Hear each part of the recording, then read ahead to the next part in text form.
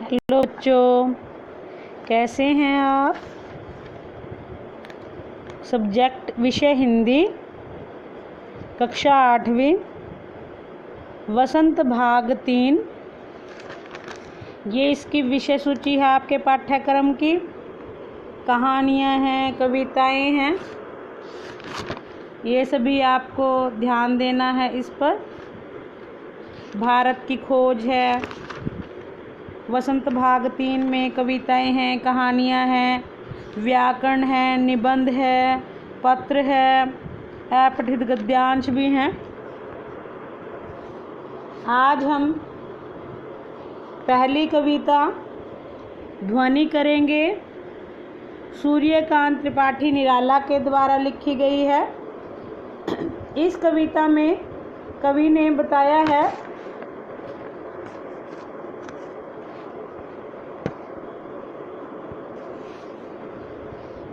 अपने पूरे जीवन के विषय में बताया है कि हमें अपना कर्म करना चाहिए, उससे मन में विश्वास बना रहता है। जीवन काल में अधिक से अधिक कार्य करने को कहा है। कवि कहता है कि उसके जीवन का यौवन अभी आरंभ ही हुआ है, तो जीवन का अंत उसका नहीं हो सकता है, क्योंकि नया नया सवेरा है। तो कहते हैं कि समाज के सभी दुखों को समाप्त करके पूरे समाज में सुख भर दूंगा। लोगों को स्वार्थों को दूर करके उन्हें त्याग रूपी अमृत से सींचकर परमार्थ यानी कि दूसरे के लिए कार्य करने का मार्ग दिखाऊंगा।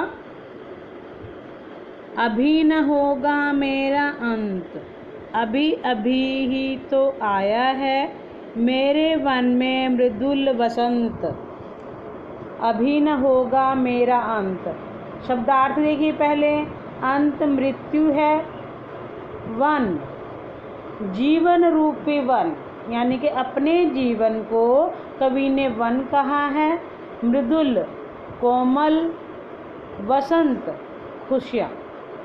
आपने सबसे पहले ये प्रसंग लिखना है।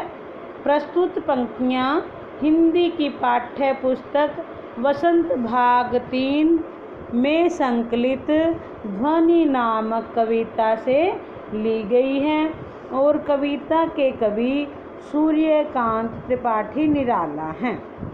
इन्होंने अपने जीवन में खुशियाँ भरने का वर्णन किया है। इसकी व्याख्या करेंगे हम, सरलार्थ करेंगे।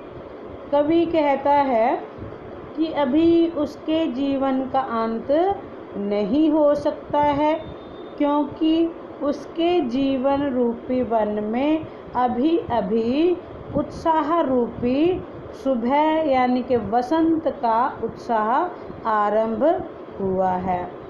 कहते हैं कवि कि जीवन में दयामय, सुकुमार, कोमल वसंत रूपी खुशियों का आगमन हुआ है। कवि यहाँ पर कहना चाह रहा है कि अभी उसके जीवन का अंत नहीं हो सकता, क्योंकि अभी तो उसके जीवन में उत्साह आया है, वसंत आया है, यानी कि कार्य करने का उत्साह उसके जीवन में अभी जागा है। तो अभी उस कवि का अंत नहीं हो सकता। धन्यवाद बच्चों। आपको यहाँ तक ये पद्यांश अपनी फेयर नोटबुक में करना है और शब्दार्थ भी लिखने हैं। प्रसंग सहित यह व्याख्या करनी है। धन्यवाद बच्चों।